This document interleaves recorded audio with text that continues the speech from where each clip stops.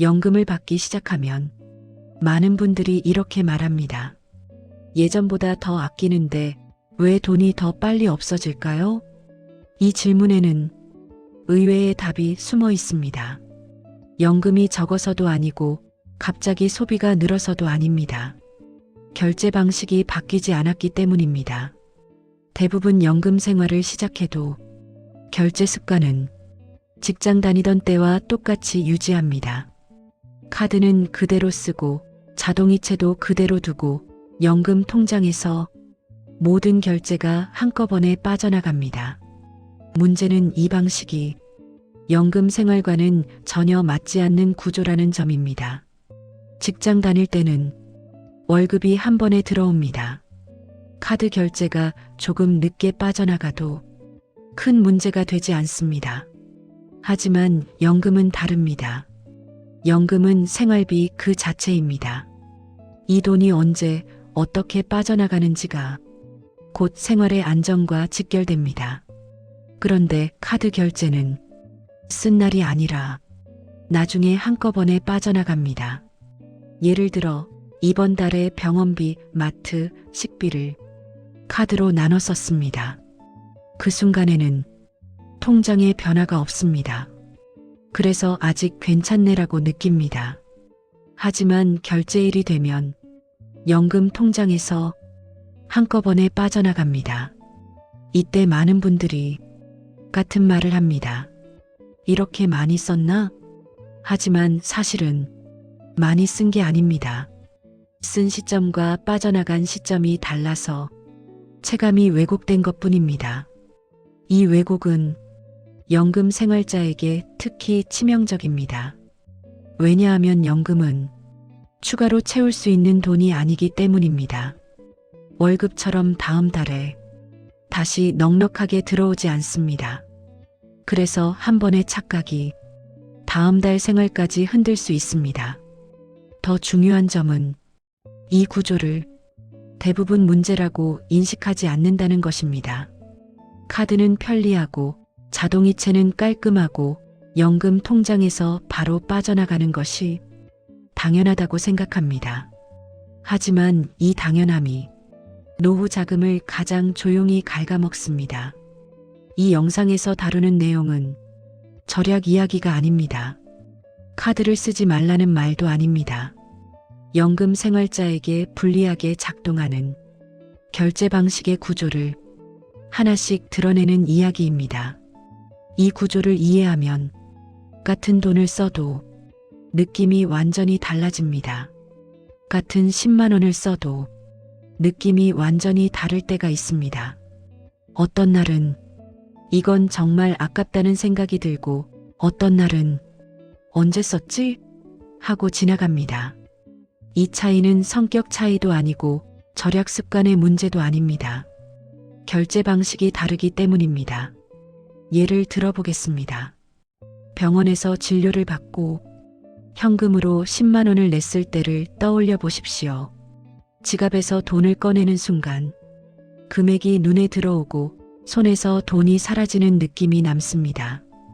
그래서 집에 오는 길에 오늘 병원비가 꽤 나갔네라는 생각이 듭니다. 이게 바로 체감 지출입니다. 반대로 같은 금액을 카드로 결제하면 어떨까요? 카드를 내밀고 서명을 하거나 단말기에 찍고 끝입니다. 지갑의 두께도 변하지 않고 통장 잔액도 그대로입니다. 그래서 그 순간에는 쓴 느낌이 거의 없습니다. 이게 바로 비체감 지출입니다. 문제는 노후에 이 비체감 지출이 훨씬 위험하게 작동한다는 점입니다. 연금 생활에서는 돈이 들어오는 시점과 돈이 나가는 시점의 차이가 생활 안정에 직접적인 영향을 줍니다. 체감이 늦어질수록 조절도 늦어집니다. 더 중요한 차이가 하나 있습니다.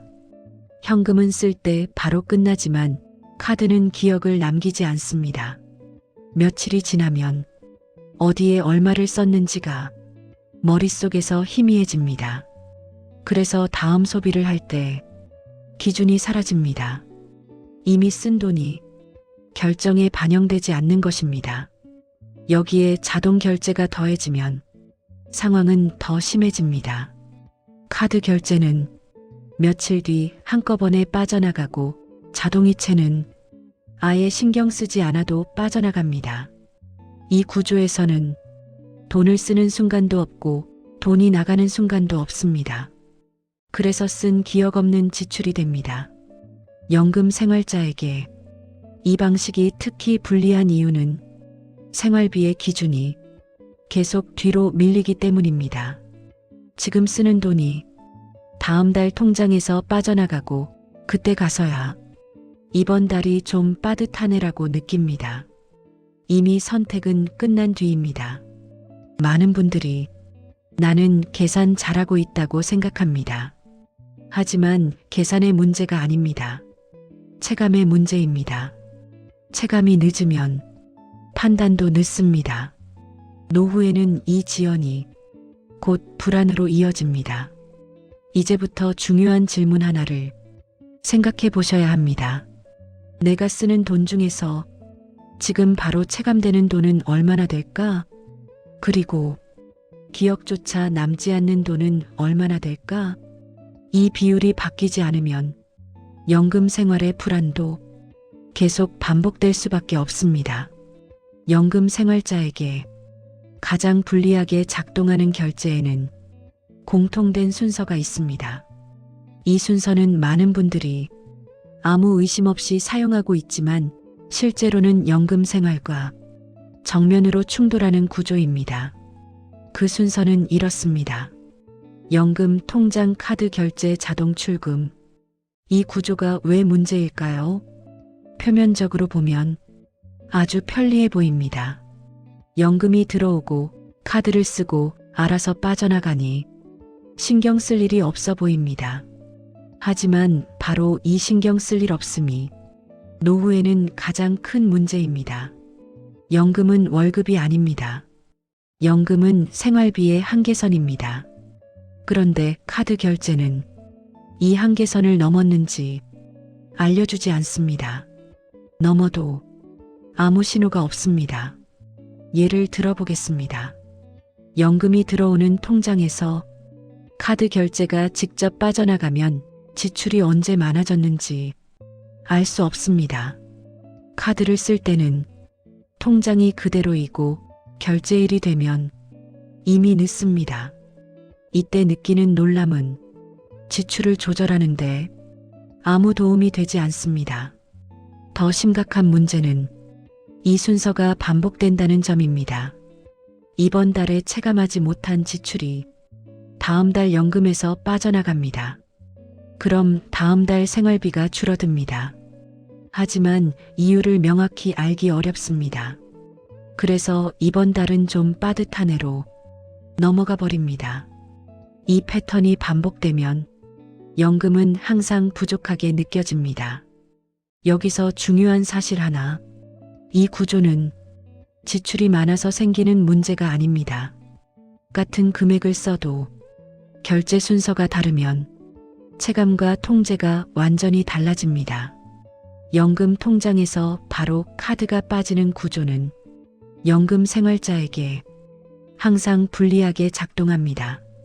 많은 분들이 카드 안 쓰면 불편하지 않느냐고 묻습니다. 이 영상의 이야기는 카드를 쓰지 말라는 뜻이 아닙니다. 문제는 연금 통장이 카드의 출발점이 되는 것입니다. 이렇게 되면 연금은 기준이 아니라 소모 대상이 됩니다. 연금 생활에 맞는 구조는 결제 순서가 다릅니다. 연금 카드 자동 출금이 아니라 연금 생활비 통장 카드, 이렇게 한 단계가 더 필요합니다. 이 한 단계가 지출을 막는 장벽이 아니라 지출을 보이게 만드는 장치가 됩니다. 지금까지는 얼마를 쓰느냐에 대해 생각해 왔다면 이제는 어디서 시작해서 어디로 빠져나가느냐를 보셔야 합니다. 노후에는 이 차이가 생각보다 훨씬 큽니다.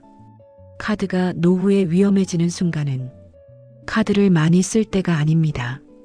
오히려 대부분의 분들이 요즘은 별로 안 쓰는데라고 느끼는 바로 그 시점입니다. 이때가 가장 조심해야 할 순간입니다. 왜 그럴까요?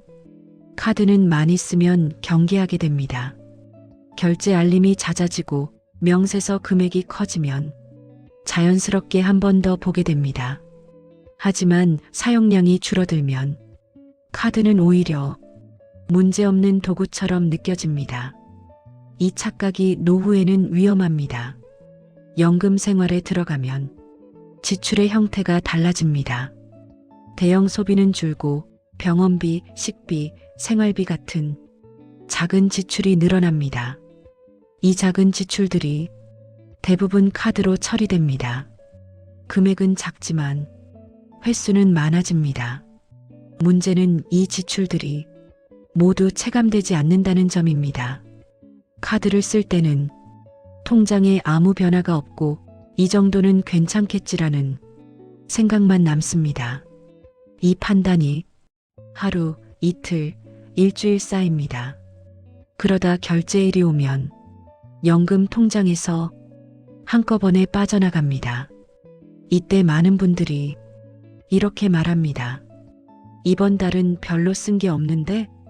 이 말이 나오는 순간이 가장 위험한 순간입니다.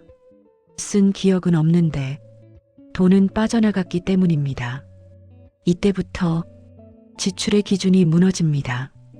또 하나의 위험 신호는 카드 사용이 일상이 되었을 때입니다. 마트, 병원, 약국, 동네 식당까지 모두 카드로 해결합니다. 지갑을 열 일도 줄고 돈을 세어볼 일도 사라집니다. 이렇게 되면 돈은 더 이상 실체가 아니라 숫자가 됩니다. 연금 생활에서는 이 숫자에 대한 감각이 조금만 흐려져도 생활 전체가 불안해집니다. 카드가 위험한 이유는 돈을 많이 쓰게 해서가 아닙니다. 돈을 쓴 사실을 늦게 알게 만들기 때문입니다. 이 지연이 노후에는 치명적으로 작용합니다. 특히 주의해야 할 순간이 있습니다. 연금이 들어온 직후입니다. 통장에 돈이 들어온 것을 보면 심리적으로 여유가 생깁니다. 이때 카드 사용이 조금 느슨해지기 쉽습니다. 하지만 이 사용은 다음 결제일에 그대로 돌아옵니다. 연금 직후의 안심이 다음 달의 부담으로 바뀌는 순간입니다. 이 장면이 매달 반복되면 연금은 늘 부족하게 느껴집니다. 사실은 같은 돈을 쓰고 있는데도 결제 방식 때문에 체감이 왜곡되는 것입니다. 그래서 카드가 노후에 가장 위험해지는 순간은 괜찮다고 느끼는 바로 그때입니다. 예전에는 돈을 쓸 때 현금을 꺼냈습니다. 지갑을 열고 돈을 세고 건네는 과정이 있었습니다. 이 과정 자체가 하나의 경고였습니다. 이만큼 나간다는 신호를 몸으로 느끼게 해줬습니다. 하지만 지금은 다릅니다. 카드 한 번, 자동이체 한 번이면 모든 결제가 끝납니다. 편리해졌습니다. 하지만 이 편리함이 노후에는 다른 의미로 작용합니다. 돈이 나가는 과정이 완전히 사라졌기 때문입니다. 자동 결제의 가장 큰 문제는 금액이 아니라 존재감이 없다는 점입니다. 보험료, 통신요금, 관리비, 각종 서비스 이용료가 매달 정해진 날에 빠져나갑니다. 본인이 승인한 지출이지만 승인했다는 기억은 점점 희미해집니다. 그래서 이 돈은 쓴 돈이 아니라 그냥 없어지는 돈이 됩니다. 노후의 이 현상이 더 위험해지는 이유는 지출을 점검할 계기가 사라지기 때문입니다. 현금을 쓸 때는 자연스럽게 이건 꼭 필요했나? 를 한 번쯤 생각하게 됩니다. 하지만 자동 결제는 그 질문을 할 틈을 주지 않습니다. 생각하기 전에 이미 빠져나가 있습니다. 특히 연금 생활자에게는 이 구조가 더 크게 작용합니다. 연금은 고정된 수입입니다. 그런데 지출도 고정된 자동 결제로 묶여 있으면 조정할 수 있는 여지가 거의 남지 않습니다. 이때 생활이 빠듯해지면 줄일 수 있는 곳이 보이지 않습니다. 왜냐하면 줄일 수 있는 지출이 눈에 보이지 않기 때문입니다. 많은 분들이 이건 어쩔 수 없는 돈이라고 말합니다. 맞습니다. 자동 결제 대부분은 필요해서 설정한 것입니다. 하지만 문제는 필요하냐, 필요하지 않느냐가 아닙니다. 지금 내 생활 수준에 맞느냐입니다. 이 점검이 자동 결제 구조에서는 쉽게 사라집니다. 또 하나 놓치기 쉬운 점은 자동 결제가 지출의 기준을 흐린다는 사실입니다. 돈을 쓰고 남은 돈으로 생활하는 것이 아니라 자동으로 빠져나간 뒤 남은 돈으로 버티는 구조가 됩니다. 이렇게 되면 생활의 주도권은 사람이 아니라 결제 시스템이 쥐게 됩니다. 자동 결제가 나쁘다는 이야기가 아닙니다. 문제는 자동 결제가 너무 많아지고 너무 오래 유지될 때입니다. 특히 노후에는 이 자동성이 생활의 유연성을 서서히 빼앗아갑니다. 그래서 아끼는데도 힘든 느낌이 계속 남게 됩니다. 이제 중요한 질문 하나를 던져봐야 합니다. 내가 매달 자동으로 내는 돈 중에 지금도 정확히 알고 있는 것은 얼마나 될까? 이 질문에 선뜻 답이 나오지 않는다면 이미 자동 결제가 노후 생활을 조용히 흔들고 있다는 신호일 수 있습니다. 여기까지 들으신 분들 중에는 이렇게 생각하실 수도 있습니다.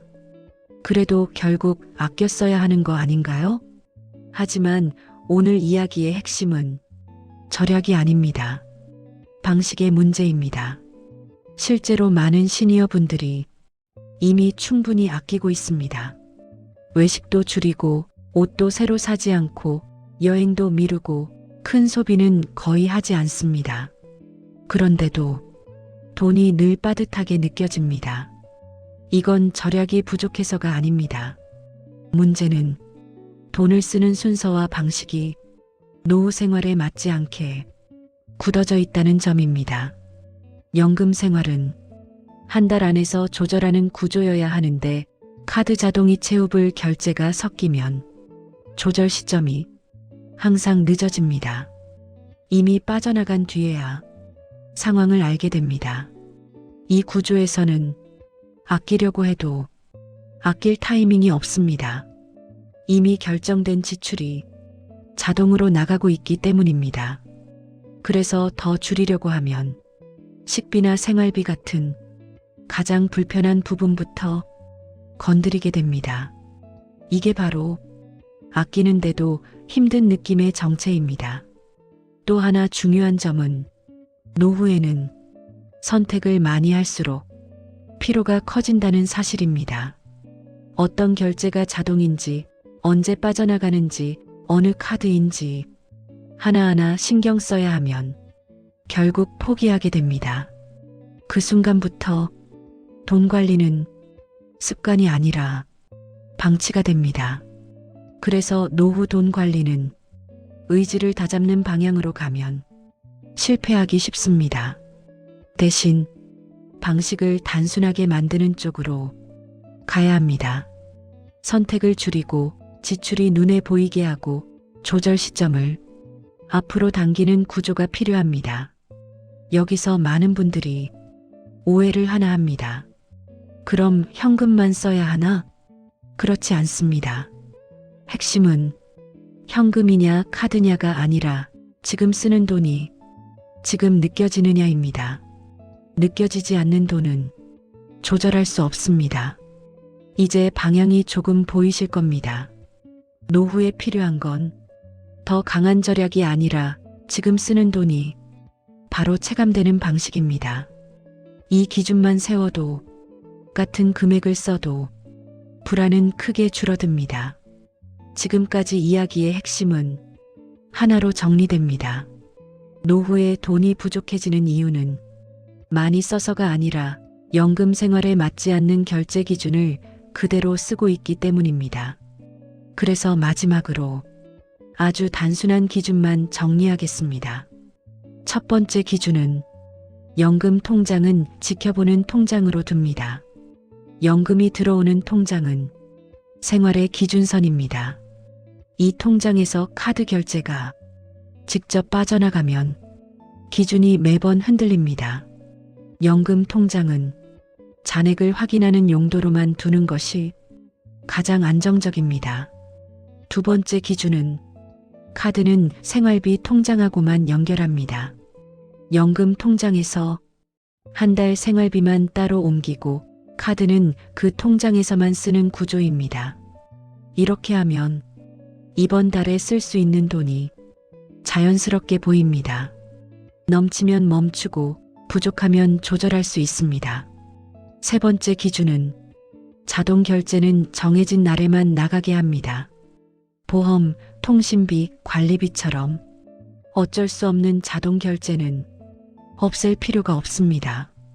다만 날짜를 흩어두지 말고 한두 날로 모으는 것이 좋습니다. 이렇게 하면 이번 달 고정 지출이 이 정도구나가 한눈에 들어옵니다. 네 번째 기준은 모든 지출을 바꾸려 하지 않습니다. 노후에 가장 힘든 건 전면 수정입니다. 카드 하나, 통장 하나, 날짜 하나만 바꿔도 체감은 크게 달라집니다. 이 영상에서 말한 기준은 완벽하게 하라는 기준이 아닙니다. 흔들리지 않게 만들자는 기준입니다. 마지막으로 꼭 드리고 싶은 말이 있습니다. 연금 생활은 돈을 더 벌 수 없어서 불안한 게 아닙니다. 돈의 흐름이 보이지 않아서 불안한 경우가 훨씬 많습니다. 흐름이 보이기 시작하면 같은 돈으로도 마음은 훨씬 편해집니다. 오늘 이야기에서 딱 하나만 기억하셔도 됩니다. 연금 생활자에게 불리한 건 돈의 크기가 아니라 결제 방식입니다. 이 기준만 바꿔도 노후의 불안은 지금보다 분명히 줄어들 수 있습니다.